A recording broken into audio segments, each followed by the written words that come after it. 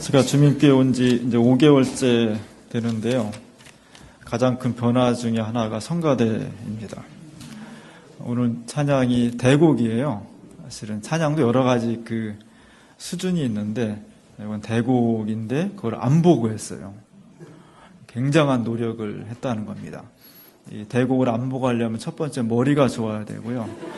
열심히 노력을 해야 됩니다. 근데 우리 성가대원들이 아주 머리가 좋고 열심히 노력을 해서 사실 보셨겠지만 그 긴 곡이잖아요. 길고 어려운 곡인데 그걸 다 외워서 했다는 것은 우리 성가대가 매주 그렇게 할 수는 없겠지만 한 단계 이렇게 굉장히 성숙하고 성장했다는 것을 반증해 주는 겁니다. 저희가 한 6개월, 5개월 사이에 제일 많이 발전한 곳이 성가대인 것 같다는 생각이 들고요. 옛날에 못했다는 얘기는 아니고요. 옛날에도 잘했는데 요즘은 더 잘한다는 그런 뜻입니다. 앞으로도 계속 더 잘했으면 좋겠습니다. 여러 해 전에 저희 손이 형님이 갑자기 50도 안 된 나이에 돌아가셨습니다. 뇌출혈이 일어나서 한 일주일 만에 갑자기 세상을 뜨셨는데 이렇게 시신을 놓고 보는 것도 참 힘들었지만 사실은 화장장에 가서 한 2시간 만에 그 시신이 한 줌의 재로 나오는 것을 볼 때는 참 정말 인생이 참 허망하구나 하는 생각을 했습니다. 저 검은 연기 속에 형의 존재가 다 날아가는 것일까 하는 생각도 하게 되고요. 우리가 인생을 살아가면서 많은 걱정도 있고 또 근심거리도 있습니다. 병이 날까, 사고가 날까, 우리 아이들이 10시만 넘어서 안 들어오면 부모는 초조해져요. 아이들은 한두 번 늦나 맨날 늦는데 왜 그렇게 그때마다 초조하냐고 그냥 이렇게 짜증을 부리지만 부모 입장에서는 혹시라도 잘못될까 불안해지고 걱정스럽고 막 그렇습니다. 우리가 인생을 살아가면서 수많은 걱정과 불안, 근심이 있는데 그 모든 걱정, 불안, 근심의 근저 가장 낮은 곳에 기초에 있는 것, 그것은 존재의 상실에 대한 두려움입니다. 뭐 어떤 식으로든지 간에 내가 이 존재를 그대로 유지할 수 있다면, 우리 아이가 밖에서 뭐 1시, 2시 새벽에 들어와도 그 모습 그대로만 돌아올 수 있다는 보장이 있다면 우리의 걱정과 근심은 반 이하로 줄어들겠죠. 모든 근심, 걱정의 근저는 존재의 상실에 대한 두려움입니다. 우리 권사님 기도했듯이 또 장로님 시를 직접 써서 예배 시작하면서 읽어드렸듯이 우린 지난 주간, 한 주간 동안 온 국민이 가슴의 상처와 아픔으로 눈물로 지샜습니다. 세월호라는 사실은 굉장히 큰 배입니다. 상당히 큰 배, 6,000톤이 넘는 배니까 900명을 넘게 태우는 배니까 아마 우리나라 선 중에서는 카페리 중에서는 제일 큰 배가 아닐까 생각합니다. 그곳에 475명, 또 한 명이 줄었더라고요. 475명이 승선했고 그 중에 고등학교 2학년 학생이 325명이었습니다. 고등학교 2학년이면 17살, 18살 그 자기 속에서 솟아오르는 생명의 기운을 막 주체할 수가 없어서 이리 뛰고 그래서 사고를 많이 치는 거예요. 속도 많이 썩이는 게 내 속에서 막 생명이 솟아오르는데 너는 10시간 내내 학교에서 공부만 해 이러니까 주체가 안 되는 거예요. 그래서 사고도 많이 나는 시기인데 이 아이들 정말 생명이 막 약동하는 그런 청소년들이 바닷속에 잠겼습니다. 얼마나 좋았을까요? 고등학교 2학년 때 추억의 절정 아니겠습니까? 그것도 쉽게 타보지 못하는 다른 사람 그냥 저가 비행기로 가는 제주도를 1박 2일 동안 그 멋진 바다를 항해하면서 그 검은 바다를 보면서 325명의 친구들과 함께 갈 때 얼마나 많이 들떴을까요? 근데 그런 아이들이 목적지에 닿지도 못하고 생명을 다 꽃피지도 못하고 바다에 빠져버렸습니다. 아직도 200명에 가까운 학생들이 남아있다고 하는데 정말 우리의 마음속으로 기적이 일어나서 간절히 기도합니다. 우리 교회도 지난 수요일날 우리 교인들이 눈물로 기도했고 성금요일날 기도에서도 눈물로 함께 기도를 했습니다. 함께 살아났으면 좋겠습니다. 그러나 사실 이제까지의 경험과 상식과 과학적인 조건으로 보면 생존하기는 굉장히 어려운 그런 상황입니다. 그 아이들의 얼굴도 모르는 우리의 마음도 그렇게 아픈데 그 자식을, 그 친구를 놓은 바닷속에 놓고 날마다 그 바닷가에 나가서 부르짖는, 호소하는 그 부모님들의 심정은 말로 헤아릴 수가 없을 것입니다. 바다를 향해서 뭐라고 소리칠까요? 단순합니다. 그냥 떠났던 그 모습 그대로, 다른 거 바라지 않고 뭐 공부 잘하는 거, 멋진 거 아무것도 바랄 게 없어요. 그냥 그 모습 그대로, 그 존재 그대로 다시 돌아왔으면 좋겠다. 그것이 유일한 소망이고 유일한 호소의, 정말 단순하고 소박한 호소의 내용인 겁니다. 예수님께서 제자 공동체를 이루었습니다. 많은 제자들과 함께 생활했습니다. 사실 저 제자들은 갈릴리 호숫가에서 평생 고기 잡고 그냥 평범한 사람으로서 오순도순 살아갈 그런 사람들이었습니다. 근데 참 이상하게도 그 사람들이 예수라는 목수의 아들에게 휠이 꽂혔습니다. 얼마나 강렬했든지 그들은 가족도, 친척도, 배도, 재산도, 자기의 꿈도, 미래도 모든 걸 다 포기하고 예수님한테, 예수라는 분한테 자신의 전 존재를 드렸습니다. 예수 공동체는 가난한 공동체였습니다. 근데 뭐가 저렇게 그들을 매력적으로 끌어들였을까? 그들은 꿈이 있었습니다. 아무도 알아주지 않았지만 그들은 새로운 세계를, 새로운 인생을 펼치고자 하는 비전의 공동체였습니다.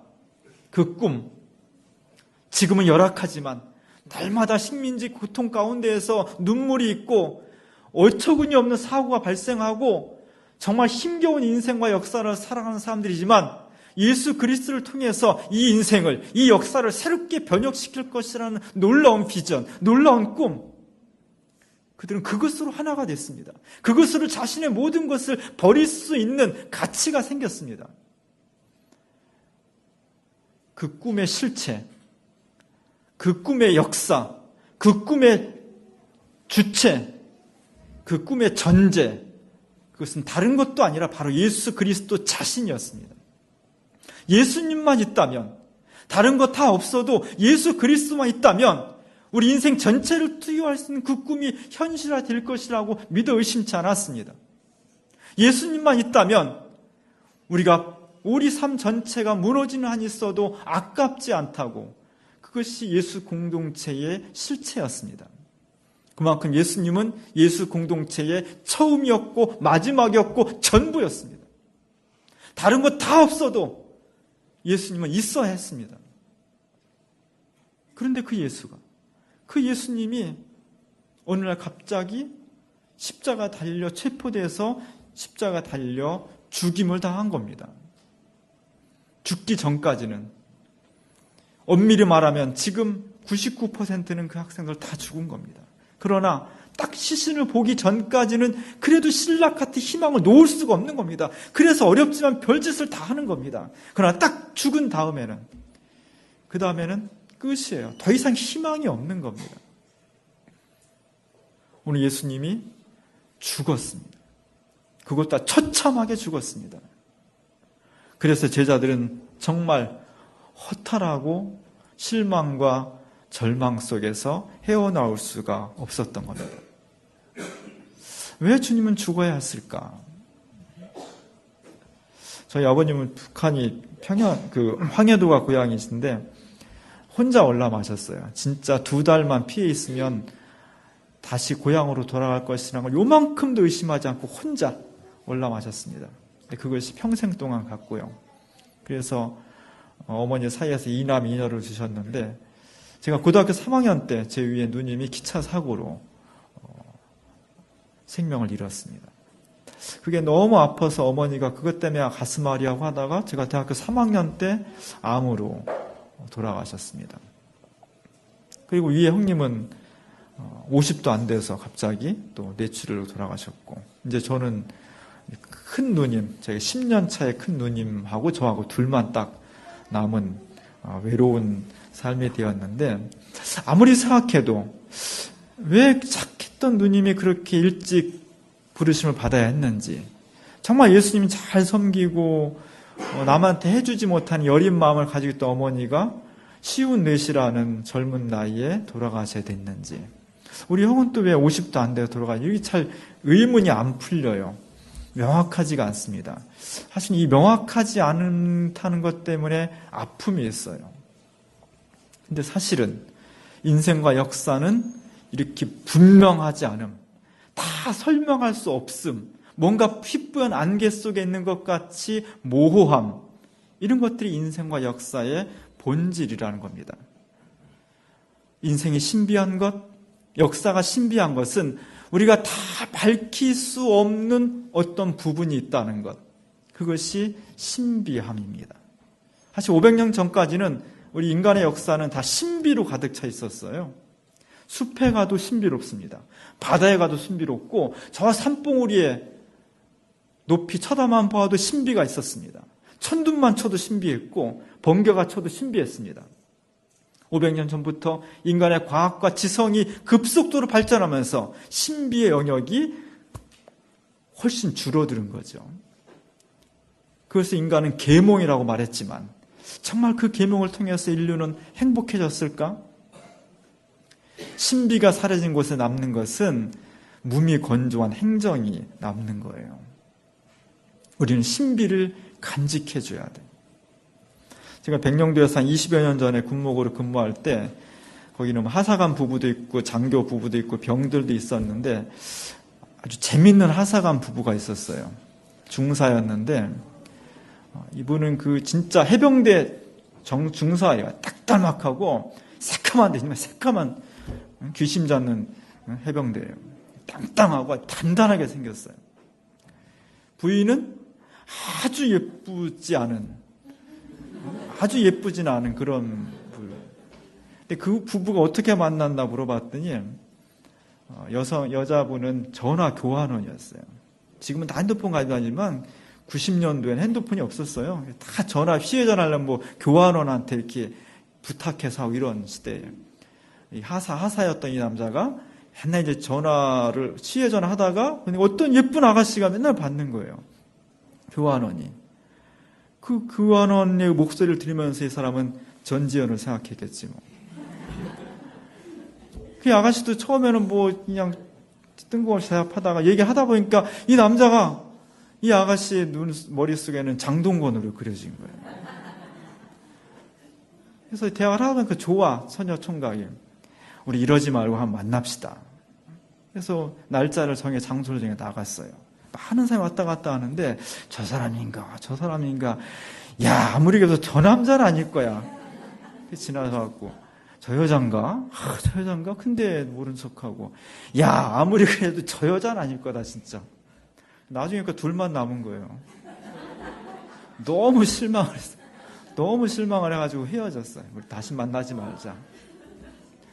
근데 또 헤어지고 나니까 또 그렇지, 내 꿈이 너무 컸지, 내 주제에 뭐 이렇게 해서 다시 만나가지고 결혼을 했어요. 토닥토닥 하면서 싸우며 살긴 사는데, 내가 하여간 잘 몰랐을 때, 얼굴을 안 보고 목소리만 들었을 때의 신비의 영역이 훨씬 컸던 거죠. 그 신비를 통해서 이 두 사람은 서로 만나게 되었던 겁니다.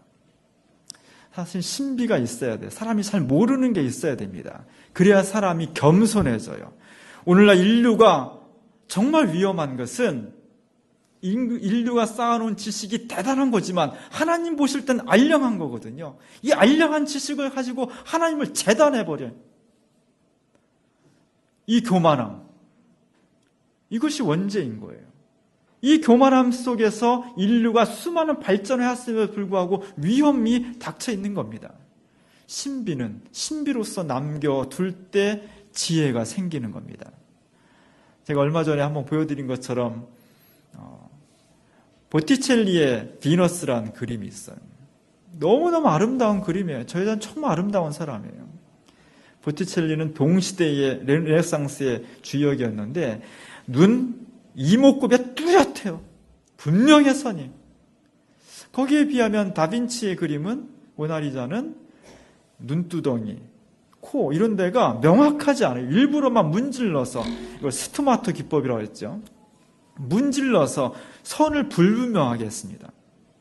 그냥 보기에는 보티첼리의 비너스가 훨씬 예쁘고 아름답지만 자꾸 들여다보고 500년 동안 들여다봤을 때 사람들이 느끼는 신비는 명확하지 않음, 불분명함 속에서 오히려 명확한 것이 줄 수 없는 신비를 느끼게 되었다고 해서 저 모나리자 요만한 그림 보기 위해서 루브르 박물관에 수많은 예술품인데 저거 하나를 딱 이거보다 몇 배 되는 공간에다가 별도로 설치를 해놓은 특별 대우를 받고 있습니다. 불분명함, 모호함은 축복입니다. 그럼에도 불구하고 모호함은 답답해. 명확했으면 좋겠는데 오늘 예수님의 제자들은 그 명확하지 않음 속에서 고통당하고 있는 겁니다. 자신의 꿈의 실체였고 인생의 전부였던 예수가 갑자기 돌아가셨어요. 자연사한 것이 아니라 처참하게 다 죽었습니다. 왜 죽어야 됐는지, 무엇 때문인지, 하나님 왜 그를 죽이셨는지 아무도 대답해 주지 않는 겁니다. 아무리 연구를 해도 대답이 안 나오는 거예요. 이 답답함, 이 안타까움, 이것이 한이 되는 겁니다. 이스라엘 사람들은 오래전부터 이 문제를 연구했어요. 사실은 왜 사람들은 하나님께서 이 땅을 다스리시는데 공의로우신 하나님인데 그 공의로우신 하나님이 살아계시다면 이 땅에 정의가 충만해야죠. 악은 다 물러가고 정의로운 일만 일어나야 되는데 가만히 세상을 살펴보면 악한 놈들이 잘 되더라. 정말 법 없이도 살 수 있는 양심적인 사람들은 잘 안 되는 경우가 있고 아픔이 있더라. 왜 그럴까? 하나님 왜 그렇습니까? 시편에 보면 그런 탄식이 많은 겁니다. 하나님 왜 이렇게 악이 횡행합니까? 왜 이렇게 불의가 횡행합니까? 왜 어처구니없는 일이 많이 생기는 겁니까? 하나님이 살아계시다면, 하나님이 공의로우신 분이라면 이래서는 안 되지 않습니까? 라는 탄식이 시편을 통해서 여기저기 나타나는 겁니다. 특별히 욥기서를 보면 욥은 동방의 의인이었잖아요. 그가 축복을 받고 잘 살아야 되잖아요. 그래야 이 땅에 하나님의 살아계시다는 증거가 나타나는 겁니다. 그런데 욥은 어느 날 하루아침에 자식들 다 죽고 재산 다 날리고 보면은 고칠 수 없는 악성 피부병에서 저렇게 종기로 온몸이 고통당하고 있는 겁니다. 이스라엘 사람들은 그런 문제를 제기한 거죠. 하나님, 도대체 이것이 어떻게 된 겁니까? 좀 명확하게 좀 답을 해 주십시오. 그런 요청을 하고 있을 정도로 이 땅의 불명확함, 이 땅의 고난에 대해서 분명하지 않음이라는 것은 우리에게 아픔을 주고 있습니다. 오늘 제자들 그런 아픔 속에 있습니다. 예수님 돌아가신 것이 너무너무 아픈데 거기다가 왜 돌아가셔야 됐는지 이유가 명확하지 않은 거예요. 거기서 오는 아픔, 고통 속에 제자들이 허망하게 지금 살아가고 있는 겁니다. 살아있다고 하지만 살았다고 말할 수 없는 아픔. 그래서 그들은 방문을 꼭꼭 걸어 잠그고 스스로를 유폐시켰습니다. 어떤 사람은 더 이상 여기 희망이 없다고 다시 고향으로 돌아가자고 돌아갑니다. 어떤 사람은 다시 고기나 잡으러 가야지 뭐가 있겠어. 이렇게 돌아갈 수밖에 없는 그런 상황이었습니다. 근데 놀라운 일이 벌어졌습니다. 그 상황에서 몇 명의 여인들이 예수님의 무덤을 찾은 겁니다. 예수님의 제자들이 있었고 목숨까지 바치겠다는 남성 위주의 제자들이 있었고 여성들은 제자 축에도 끼지 못했는데 여자들이 예수님의 무덤을 찾아간 거예요. 남성 제자와 여성 제자가 딱 구분되고 있죠. 뭐가 차이냐? 힘이 차이 난 거냐? 지식이 차이 난 거냐? 외모가 차이 난 거냐? 돈이 차이가 난 거냐? 아닙니다. 누가 얼만큼 더 예수님을 사랑했느냐? 결국 차이는 사랑에서 난 겁니다. 몇 년 전에 우리나라의 다빈치 코드라는 소설과 영화가 우리 기독교계와 사회에 큰 충격을 주었습니다. 사실 다빈치 코드는 팩트, 사실, 역사적 사실이 있고 픽션, 작가의 거짓말이 있습니다. 이것을 섞어놨어요. 팩트와 픽션이 섞어져 있기 때문에 이것을 팩션이라고 그래요. 팩션은 굉장히 조심해 읽고 조심해 봐야 돼. 왜냐하면 어디가 진실이고 어떤 게 거짓말인지 구분을 못하는 거예요. 전문가가 아닌 사람들은. 그래서 저 책이나 영화를 볼 때는 전문가의 잘 인도를 받아서 보지 않으면 기독교를 오해하게 됩니다. 저 책과 영화에서 여러 가지 몇 가지 중요한 주장하는 점들이 있는데 그 중에 하나는 이거예요. 초대교회는 여성이 교회 안에서 훨씬 큰 지도력을 가졌다는 겁니다. 근데 역사가 진행되면서 남성 위주의 교회로 변화되었다. 그 말은 맞는 거예요. 초대교회는 여성들이 주역이었습니다. 여성들이 초대교회에 많은 것을 섬겼고 많은 것을 증언하는 그런 공동체가 되었습니다. 왜냐하면 여성들이 사랑이 많기 때문이에요. 오늘 부활절날 부활의 아침 남자들은 다 도망갔는데 제자들 다 도망갔는데 여성들 3명이 무덤을 찾았다는 것은 다른 이유가 아니라 예수 그리스도를 사랑했기 때문입니다. 그 사랑이 여성이 존재론적으로 사랑을 더하게 돼 있어요. 왜? 남자는 사랑에 책임을 지지 않아요. 베트남이나 남미 이런 항구에 가보면 한국 사람 피가 섞인 아이들이 많다는 거예요. 선원들이 왔다가 애만 임신해놓고 그냥 도망가 버린 거예요. 책임지지 않아요. 여성은 자기 몸속에 10달 동안 생명을 키워 그 생명과 같이 호흡을 해. 여성은 존재론적으로 태어나면서부터 사랑할 수 있는 존재가 된 겁니다. 요즘도 아이 키우면서 애 교육은 다 엄마 책임이라고 떠맡기는 남자는 무책임한 남자예요. 왜 애 교육이 여성만의 책임입니까? 부모의 공통의 책임이지. 여성은 존재론적으로 사랑하는 존재예요. 그래서 하나님과 더 가까운 거예요. 하나님은 사랑이시기 때문에.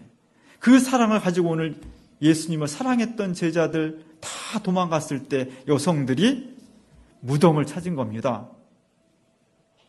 무덤 가보셨어요? 새벽에 어제 죽은 그 시체를 보기 위해서 이 여성들 완전히 막무가내 여성들이에요. 거기 가면 큰 돌로 이렇게 입구가 가려져 있거든요. 그걸 어떻게 꺼내야 될지, 어떻게 저 문을 열지, 가면 어떻게 그 예수님의 시신을 맞이해야 될지 아무런 준비도 없이 그냥 가는 거예요. 뭐 때문에? 예수님을 사랑하는 마음을 떨칠 수가 없어서. 근데 중요한 것은 역사는 여기서 이루어졌다는 겁니다. 아무런 준비도 안 했지만 그 어떤 능력도 남성들보다 낫지 않았지만 오직 한 가지, 예수 그리스도를 사랑하는 마음 한 가지만 가지고 죽음의 현장에, 그 무서운 공포의 현장에 갔을 때 그들은 정말 예상하지 않았던 깜짝 놀라운 사건이 벌어졌다는 겁니다. 그것은 바로 부활하신 주님을 그들이 만난 것입니다. 부활의 증인은 여기서 이루어졌습니다.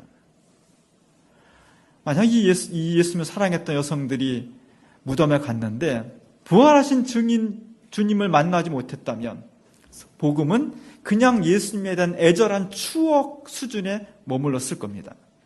그러나 복음이 된 것은, 복음이 죽음을 넘어서서 생명을 살리는 새로운 복음이 된 것은 죽음에 갇혀 있어야만 되는 예수 그리스도가 죽음에 무너지지 않고 새로운 역사로 일어났다는 겁니다.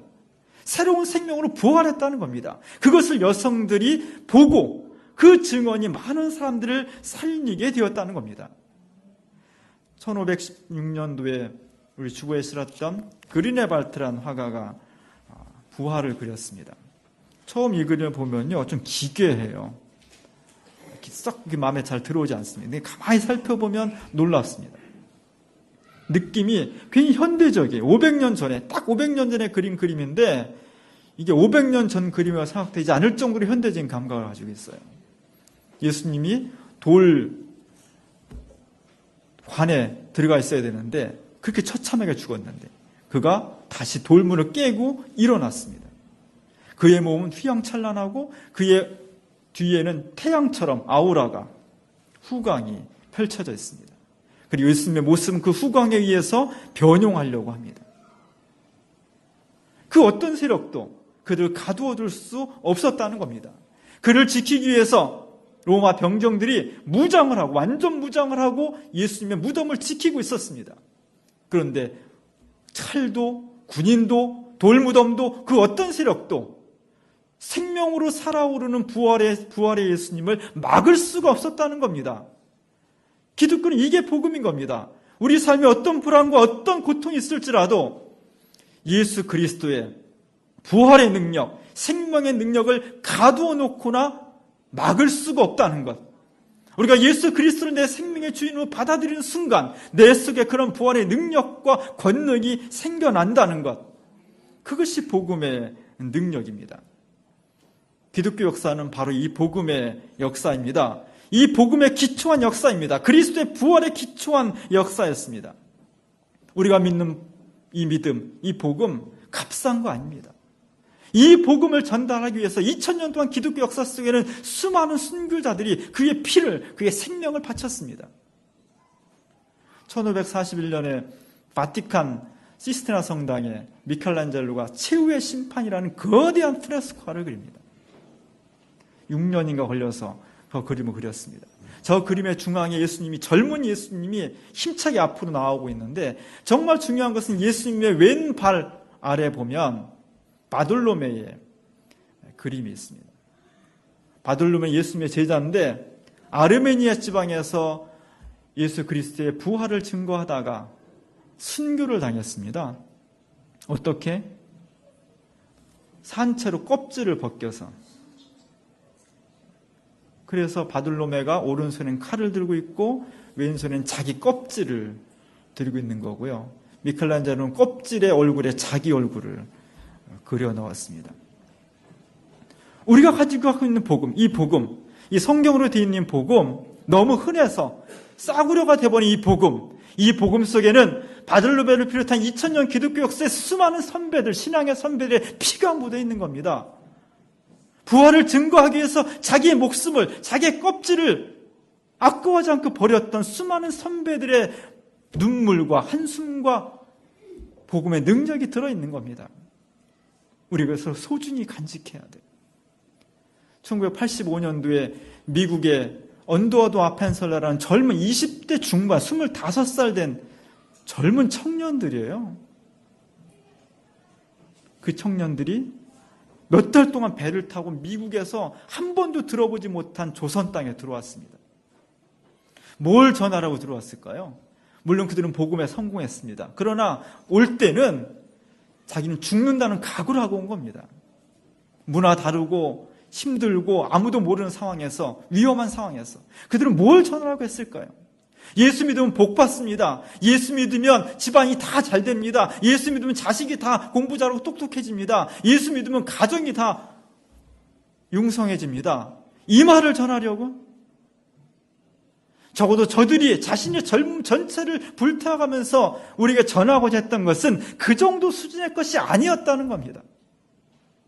오늘 예수 그리스도의 복음이 그 정도 수준에 머물러 있다면 그거는, 그런 처세술은 여기 말고도 얼마든지 다른 거 들을 수 있어요.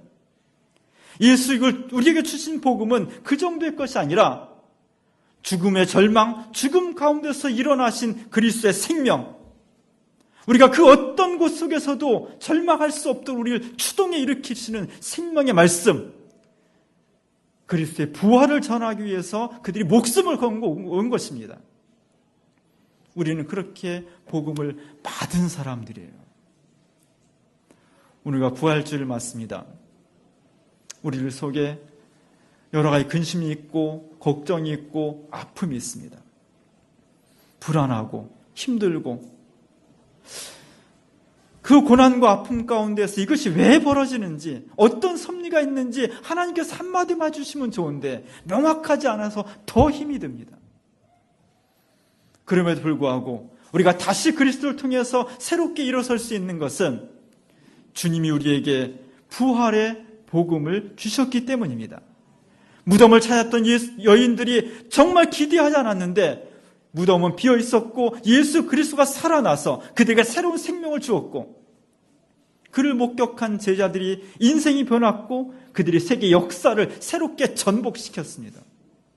하나님께서 오늘 우리를 부르신 것은 세상이 아무리 힘들어도, 인생이 아무리 걱정스러워도, 아무리 우리 사이의 삶 속에서 그 근심과 걱정이 우리의 삶을 겹겹이 에워싸고 있다 할지라도 가만히 있지 말라는 겁니다. 절망하지 말라는 겁니다. 주저앉지 말라는 겁니다. 한순간 눈물로써 인생을 허비하지 말라는 것입니다. 부활하신 주님이 우리 삶에 들어오시는 순간 우리의 눈물은 마를 것이며 한숨 거둬줄 것이고 절망과 고통과 근심은 다 달아날 것입니다. 그곳에 새로운 생명의 부활의 역사가 일어난다는 것입니다. 그것이 복음입니다. 이것이 복음의 기초입니다. 부활하신 예수님을 우리의 삶으로 깊이 영접하시기 바랍니다. 부활하신 주님이 멀리 있는 것이 아니라 바로 지금 이 순간 내 속에, 내 가정 속에, 우리의 일터 속에 있는 것을 경험하고 증언하시기 바랍니다. 그럼 어느 순간 나를 괴롭히고 힘들었던 모든 아픔과 고통들이 어둠처럼 사라질 것이며 그곳에 찬란한 빛과 부활의 주님이 나타나실 것입니다. 오늘 우리 사회가 많이 어둡습니다. 이럴 때 부활하신 주님을 통해서 새로운 생명과 새로운 희망을 비추어 줄 수 있는 그리스도인들, 주님의 부활하신 몸인 한국교회가 될 수 있기를 주님의 이름으로 간절히 축원합니다. 기도하겠습니다. 은혜로우신 하나님, 부활의 주님을 우리가 영접할 수 있도록 인도하셔서 고맙습니다. 수많은 고통과 눈물이 있는 세상, 그 아픔과 고통이 왜 벌어졌는지 명확하지 않아서 더 힘든 세상, 그래서 많은 사람들이 자신을 스스로 유폐시키고 힘없이 세상으로 나아가는 이러한 현실 가운데에서 우리가 부활의 주님을 만나기 원합니다. 부활의 주님을 통해서 어둠을 빛으로, 절망을 희망으로 바꾸기를 원합니다. 오늘 이 어두운 시대에, 절망과 눈물의 시대에 주님 부활하셔서 새로운 생명으로, 소망으로 우리에게 다가와 주옵소서. 우리 주님 영접함으로 새 세상을 만드는 저희 모두가 될 수 있도록 인도해 주시옵소서. 예수님의 이름으로 간절히